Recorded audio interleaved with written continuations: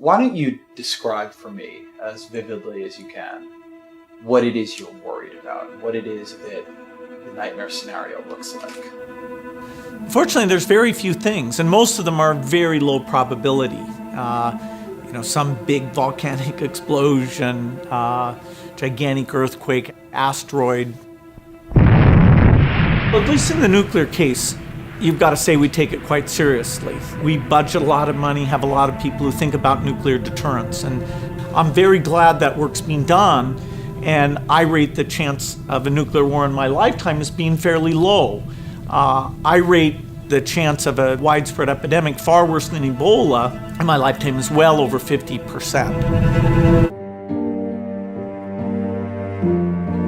If we look at the 20th century and we look at the death chart of the 20th century, I think everybody would say, oh yeah, there must be a spike for World War I. Sure enough, there it is, like 25 million. And there must be a big spike for World War II, and there it is, it's like 65 million. But then you'll see this other spike that is as large as World War II right after World War I. And most people, a lot of people would say, well, what? What was that? There's two kinds of flus. There's flus that spread between humans very effectively, and there's flus that kill lots of people.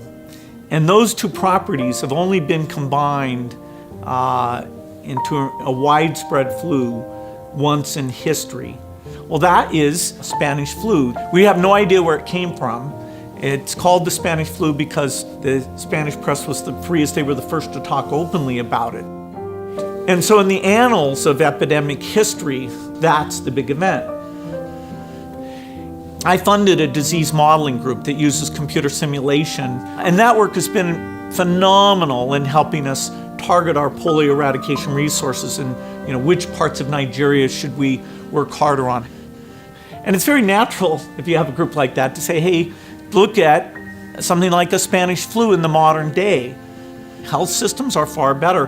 And so you think, hey, that wouldn't be very bad. Well, we tried it, and there are some assumptions we had to make.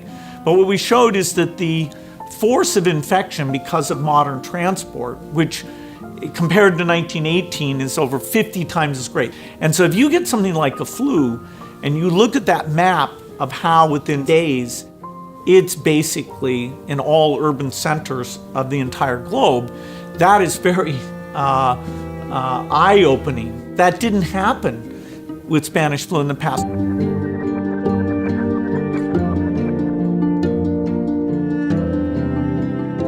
The opportunity to do more than just let it run its course is really only in the last decade. Basically, when you talk about drugs, you can talk about small molecules or talk about these complex biological protein-like things, of which there's a subclass called antibodies. Antibodies are the molecules that the immune system naturally builds to attack disease. Today, the idea that somebody says, oh, here's an antibody, make a lot of it, make it very quickly, that's right on the cutting edge. And the Ebola epidemic showed me that we're not ready for a serious epidemic, an epidemic that would be more infectious and would spread faster than Ebola did. This is the greatest risk of a huge tragedy. This is the most likely thing by far to kill over 10 million excess people in a year. We don't need to invest nearly what we do in military preparedness.